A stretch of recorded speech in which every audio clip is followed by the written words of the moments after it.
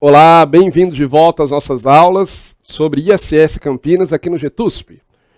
Nós estamos ainda falando, estamos caminhando, calma, para o final desse assunto.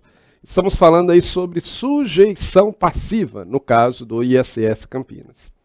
E aí agora nós vamos para o artigo 17, que também vai falar de outros casos de responsabilidade solidária.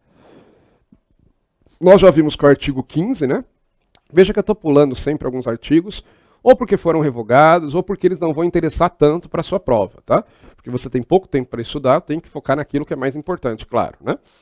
Então nós já vimos que o artigo 15, ele traz casos de responsabilidade solidária. O artigo 17 vai trazer outros casos de responsabilidade solidária. Então tá lá. São também responsáveis solidariamente. 1. A pessoa natural ou jurídica, não importa, física ou jurídica, pelo crédito tributário devido pelo alienante, quando vem a adquirir fundo de comércio, estabelecimento prestador de serviço, na hipótese de cessação por parte deste da exploração da atividade. Aí tem o 2, parecido com esse, que a redação não é muito legal, por isso que depois, inclusive, eu trouxe o artigo 133 do CTN para entender o que eles querem dizer, tá? E aí, então, primeiro inciso 1. É responsável solidariamente a pessoa natural ou jurídica, pelo crédito tributário devido pelo alienante. Alienante é quem está vendendo, vendedor. Pelo alienante, quando vem adquirir fundo de comércio ou estabelecimento prestador de serviço, na hipótese de cessação por parte do alienante da exploração da atividade. Inciso 2.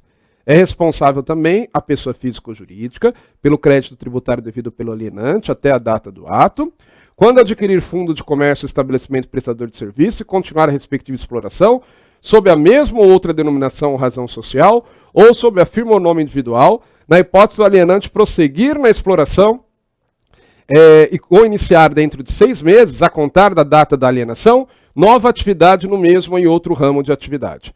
Vamos entender isso daqui então. Ó, o inciso 1, ele está dizendo, aqui, ambos os casos está falando de alguém que está comprando o estabelecimento de outro, é isso, tá?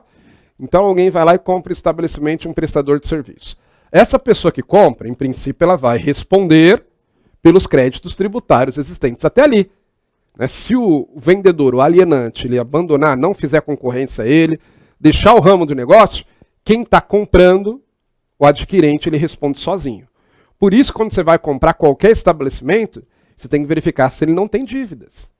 Por quê? Quem adquire o estabelecimento, adquire também as dívidas dele. Né? Mesma coisa, quando você compra um terreno, você tem que verificar se não tem débitos de IPTU, não é isso? Porque se tiver débito de IPTU, você vai ter que pagar. Se tiver débito de IPTU e mesmo assim você quiser comprar, você pode chegar para o vendedor e dizer, olha, tem IPTU atrasado, vamos descontar então o valor do IPTU, por exemplo. Né? Mas o fato é que quem compra, via de regra, é responsável também pelos tributos devidos sobre a coisa, sobre o local. Então, quem compra um estabelecimento, prestador de serviços, e o vendedor deixa de exercer a atividade, ele vai responder sozinho pelo pagamento do tributo, na verdade. Quer dizer, até pode, em algumas situações, cobrar, tá, o antigo adquirente, mas quem está comprando vai ter que pagar, ok? Os tributos, pode ser cobrado. Né? O inciso 2. Aqui ele fala a situação um pouquinho diferente, que é quando ele compra um estabelecimento, mas o alienante ele prossegue na exploração da atividade ou inicia dentro de 6 meses nova atividade no mesmo ou em outro ramo de atividade. Então, diferente da situação do 1, que eu comprei estabelecimento de alguém e a pessoa se aposentou, foi trabalhar em outra coisa que não tinha nada a ver, no 2 eu comprei o estabelecimento dele e ele ou continuou na atividade em um outro estabelecimento ou dentro de 6 meses ele reiniciou. Nesse caso, eu vou responder junto com ele se eu continuar a respectiva exploração sob a mesma ou outra denominação ou razão social. Porque se eu simplesmente comprar estabelecimento e não continuar a exploração, tá?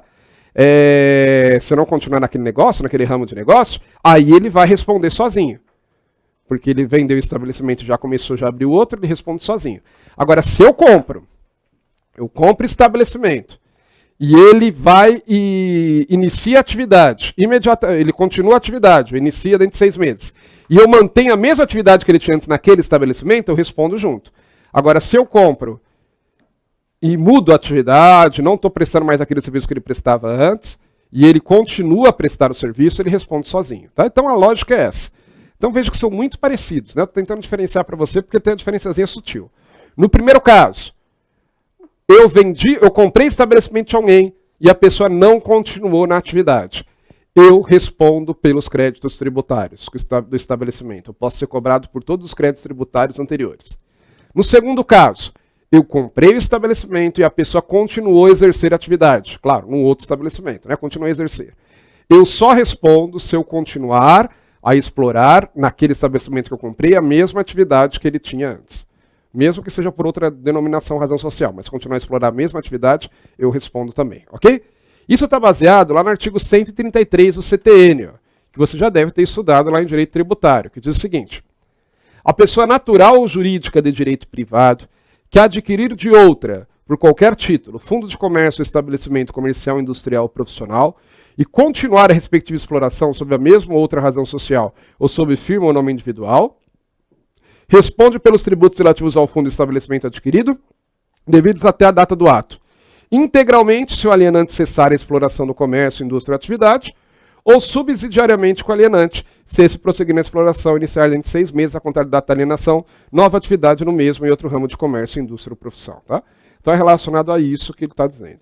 Então, só para ter certeza que você entendeu, A compra de B um estabelecimento de serviço. Tá? O estabelecimento é prestador de serviço. Se o B se aposentar, ou se o B deixar de atuar naquela área, o A vai responder pelo pagamento dos tributos que o B deixou para trás. Se o B continuar a explorar a atividade, vendeu aquele estabelecimento, mas continua a explorar a atividade, aí o A só vai responder se ele continuar também naquele estabelecimento que ele comprou, exercendo a mesma atividade. Se ele troca o tipo de serviço, aí não, ok? Continuando, ó, respondem solidariamente com o contribuinte, que é isso que nós estamos vendo aqui, ó. São também responsáveis solidários. São responsáveis solidários.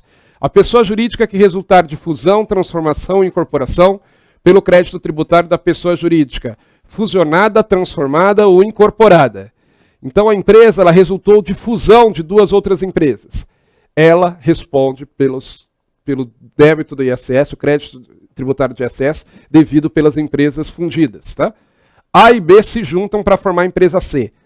A empresa C vai responder pelos débitos de ISS das empresas A e B. Uma empresa resulta de uma transformação de outra. A A se transforma na empresa B. A empresa B vai responder pelos tributos da empresa A. Ou ela resulta da incorporação. A empresa A compra a empresa B. A empresa A que comprou a empresa B vai ter que pagar os débitos de ISS da empresa B. Ok? Respondem também solidariamente a pessoa jurídica que tenha absorvido o patrimônio de outra em razão de decisão judicial pelo crédito tributário da pessoa jurídica cindida até a data do ato. Aqui está falando no caso de cisão, tá? Então você tem uma empresa que se cindiu, parte do patrimônio dela ela verteu para outra empresa. Essa empresa que recebeu parte do patrimônio vai responder pelo crédito do ISS também. Responde solidariamente o espólio pelo pagamento, pelo crédito tributário do decujus até a data da abertura da sucessão e o inventariante pelo crédito tributário devido pelo espólio. O que é isso?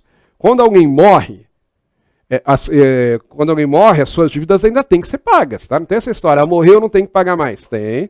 E quem vai responder pelo pagamento da dívida? Em princípio, é a herança. A herança responde pelo pagamento da dívida. Tá? Por isso que a gente costuma dizer, né, que os herdeiros eles também herdam dívidas, mas eles herdam só até o valor da herança. Porque o valor tem que ser pago com a herança. Então, alguém morreu e deixou débitos de ISS para serem pagos. Quem vai responder por isso, em princípio, é o espólio, que são o seu patrimônio que ele deixou, tá? Até a data da abertura, pelos créditos devidos até a data da abertura da sucessão. A abertura da sucessão é a morte. Então, o espólio do falecido responde pelos créditos de ISS devidos até a data da sua morte, tá? O inventariante ele vai poder ser cobrado pelo débito de ISS devido pelo espólio. Se a pessoa morreu, mas alguma atividade continuou sendo exercida, algo assim, né?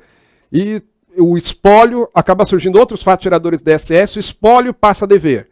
O inventariante tem que cuidar para que seja recolhido, porque se ele não cuidar para que seja recolhido, ele vai poder ser cobrado. Ok? Essa é a ideia. Continuando. Respondem solidariamente o sócio remanescente ou seu espólio pelo crédito tributário da pessoa jurídica extinta, caso continue a respectiva atividade sob a mesma ou outra razão social ou firma individual. Então, o sócio remanescente, ele vai responder pelo crédito tributário da pessoa jurídica extinta se ele continuar a respectiva atividade. Isso é para evitar que o cara desenvolva uma atividade, encha a empresa de débitos de ISS, não pague, e aí ele simplesmente fecha a empresa e abre outra. Às vezes acontece muito isso. O cara está devendo um monte de ISS na empresa X, aí ele resolve fechar a empresa X e abrir a empresa Y, para começar zerada. Começar zerada nada, ele vai responder, né? A empresa pode até estar zerada, mas ele vai responder pelo pagamento de créditos de ISS da empresa X, tá certo? O que mais? O sócio, no caso de liquidação da sociedade de pessoas, pelo crédito tributário da sociedade. Aqui é parecido, só que aqui no caso ele não chega a abrir, né, uma outra empresa, ele simplesmente encerra. Quando você encerra uma empresa, isso é uma determinação lá do direito comercial, direito empresarial. Antes de encerrar qualquer empresa, você tem que antes pagar os seus credores. Claro, né? Então como é que funciona quando os sócios eles querem terminar uma empresa? Eles vão fazer o distrato social, eles vão assinar um documento pelo qual eles estão encerrando as atividades da empresa, e aí na fase seguinte, eles passam a receber todos os créditos que eles têm direito e passam a pagar todos os credores. Tá? Então, por exemplo, os sócios resolvem extinguir a empresa hoje. Eles assinam hoje o distrato social, mas a empresa tem vendas para receber ainda, que ela fez a prazo. Vai recebendo esses valores e vai também pagando os seus credores. Depois, recebeu tudo que tinha para receber, pagou tudo que tinha que pagar, o que sobrar é dividido entre os sócios na proporção do capital social. E o fisco, claro, ele é um credor. A Prefeitura de Campinas é um credor da empresa no que se refere ao ISS. Então, se a empresa está devendo ISS, antes de haver a sua liquidação, antes de haver o seu encerramento, ela precisa pagar o ISS devido. Tá?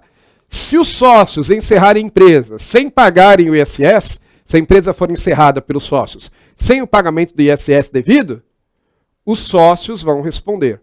Os sócios terão que pagar ISS, ok? Da empresa. Tá? Que mais? Respondem solidariamente os pais, o tutor ou o curador, respectivamente pelo crédito tributário de seus filhos menores, tutelados ou curatelados. Professor, filho menor pagar ISS? Pode acontecer? Pode, porque o Código Tributário Nacional ele é claro, ele é taxativo. A sujeição passiva, ela independe da capacidade civil. Então, o que é isso? Qualquer um pode ser cobrado por tributos, até mesmo menores de idade. Tá? Então, se o menor de idade, por alguma razão, né, exerce alguma atividade, presta algum serviço sujeito ao ISS, ele terá que pagar o ISS. Mas como ele é menor de idade, normalmente ele tem um responsável, né, normalmente seus pais, tá certo? Então, os pais são responsáveis por verificar se o ISS está sendo pago. Se o ISS não estiver sendo pago, aí os pais responderão também. Ok? Responderão por isso daqui. É mais ou menos que nem às vezes aqueles atores mirins, né, que tem na televisão. Hoje reduziu bastante porque a vara aí da infância e da juventude tem sido mais rigorosa. Mas antes tinha um determinado momento que era muito comum na televisão esses atores mirins, apresentadores mirins, né? Bom, em tese eles estão sim prestando um serviço que é tributado pelo ISS. Se eles não forem, né, registrados lá como empregados, e não pode, né, só a partir dos 14, como aprendiz, mas eles estão prestando um serviço que é tributado sim pelo ISS. Então os seus pais têm a obrigação de todo mês lá e recolher em nome dos filhos. Senão, eles poderão ser cobrados junto com os menores de idade. E a mesma coisa em relação ao tutor. O tutor também é responsável por um menor de idade, mas não é os pais, em relação ao seu tutelado. E o curador é alguém que é responsável por um curatelado, por um maior de idade, que tem algum problema mental, por exemplo, né, que não consiga administrar a própria vida, o juiz vai nomear aí um curador. Tá? Mas os pais, tutores ou curadores respondem pelos tributos devidos pelos seus filhos menores, tutelados ou curatelados. Está acabando. É responsável também solidariamente o administrador judicial pelo crédito tributário devido pela massa falida ou pelo concordatário. Concordatário não existe mais essa figura. Hoje a gente chama de empresa em recuperação judicial. Tá? É a famosa recuperação judicial. Então o administrador judicial ele é nomeado pelo juiz ou para administrar a massa falida, aí também ele é chamado de síndico da massa falida, ou para administrar a empresa em recuperação judicial. E aí uma das obrigações do síndico da massa falida ou do administrador da empresa em recuperação judicial é pagar os tributos devidos, claro, né? Inclusive o ISS. Então se ele não pagar ISS, que por algum serviço prestado pela massa falida ou pela empresa de recuperação judicial, ele vai ser cobrado junto, ele pode ser cobrado junto com a empresa, ok? É a mesma coisa lá do inventariante, né? A lógica é a mesma. Ou do pai responsável pelo filho menor, a lógica é a mesma. Não pagou o tributo, não supervisionou o pagamento do tributo, vai responder por ele. E artigo 18, para acabar, a responsabilidade prevista nesta lei aplica-se somente aos intermediários e tomadores de serviços estabelecidos no município de Campinas, ainda que imunes e isentos. Na primeira parte, claro, só vai poder se aplicar ao município de Campinas, porque Campinas, né, vai responder por aqueles contribuintes que estão ali estabelecidos, tá? Então, tem que estar domiciliado em Campinas. E ainda que imunes ou isentos, que isso aqui é interessante, ó. Um contribuinte imune ou isento, ele não tem que pagar ISS, não tem que pagar como contribuinte. Mas ele pode ter que reter, sim, e fazer o recolhimento. Então, pegar um caso, por exemplo, de um órgão estadual. Um órgão estadual, ele não paga ISS para Campinas, porque tem imunidade recíproca prevista na Constituição. Mas se o órgão estadual faz o pagamento de um serviço para um prestador de serviço, e tiver que reter e não faz a retenção, a Prefeitura de Campinas pode cobrar o órgão estadual, porque não está cobrando o ISS dele, está cobrando o ISS que ele deveria ter retido e repassado e não fez. Ele foi omisso e aí poderá responder pelo pagamento. Ok? Não em seu próprio nome, mas em nome de terceiro. Muito bem, chegamos ao final de mais um bloco, vamos ficando por aqui, bons estudos e até a próxima.